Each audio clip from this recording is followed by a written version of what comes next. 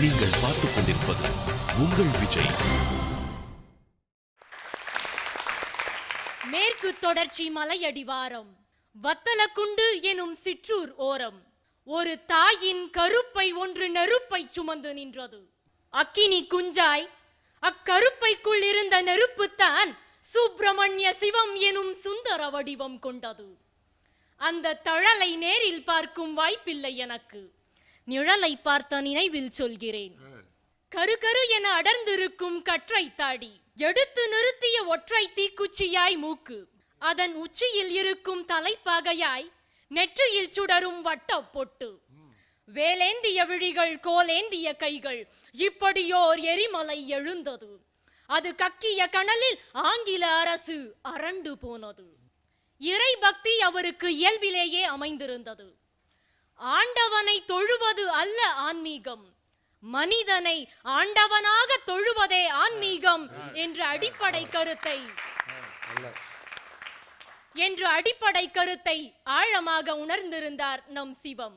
வங்கக் கடலில் கப்பல் ஓட்டிய சிங்கத்தமிழன் சிதம்பரத்திற்கு சிவம் நண்பரானார். இருவரும் இணைந்து முழங்கிய முழக்கத்தில் ஒவ்வொரு இந்தியனின் ரத்தத்திலும் சுதந்திர வேட்கை சுருக்கென்று ஏறியது. சொல் யுத்தம் செய்து வந்த பாரதியும் மல்யுத்தம் பயின்ற சிவாவிற்கு நண்பரானார். பாரதி சிதம்பரம் போர்வாள் இரண்டின் நடுநாயகமாய் சிவா எனும் ஈட்டி. பயந்து போன வெள்ளையரசு அவரை பதுக்கி வைத்தது சிறையில். சிறை எனும் கரையான் மெல்ல மெல்ல அரிக்கத் தொடங்கியது அவரது உடம்பை.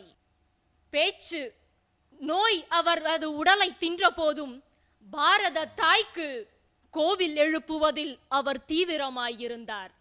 பாப்பாரப்பட்டியில் பாரத மாதா கோவில் என்பது புனிதமானது, புதுமையானது, மிக புரட்சியானதும் கூட. காரணம், சாதி வேறுபாடுகளை மறந்து மத மொழி எல்லைகளை கடந்து நாம் எல்லோரும் இந்தியர் என்ற ஒற்றுமை உணர்வை உணர்த்தும் உன்னத நோக்கம் அதில் கலந்திருந்தது. ஆனால் பாப்பாரப்பட்டியில் பாரத மாதா கோவில் இன்று வரை கேப்பாரற்று கிடக்கிறது. ஒரு நாள் நிச்சயம் விடியல் புலரும், சுதந்திர பூக்கள் அடர்ந்து மலரும். பாரத மாதா கோவிலின் வாசலில் பக்தர்கள் கூட்டம் நிரம்பி வழியும். வாய்ப்பிற்கு நன்றி, வணக்கம். மெல்லிய வீணையை மீட்டியதைப் போல், நல்ல நாதஸ்வரத்தை வாசித்ததைப் போல சிறப்பாக இருந்தது. வாழ்த்துக்கள்.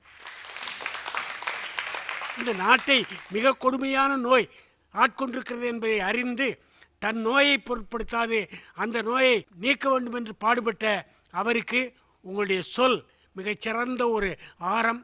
அவர் புகழ் வாழும், நீங்களும் உயர்க. ஒரு இடத்துல திக்கிட்ட கூடாது. ஏன்னா உன்னை எப்பவுமே நான் சரி பண்ணாதான் நீ தொடர்ந்து பேச வேண்டியிருக்குல்ல, அப்படி வந்துடும். இது எங்கே சிக்கலாகுது?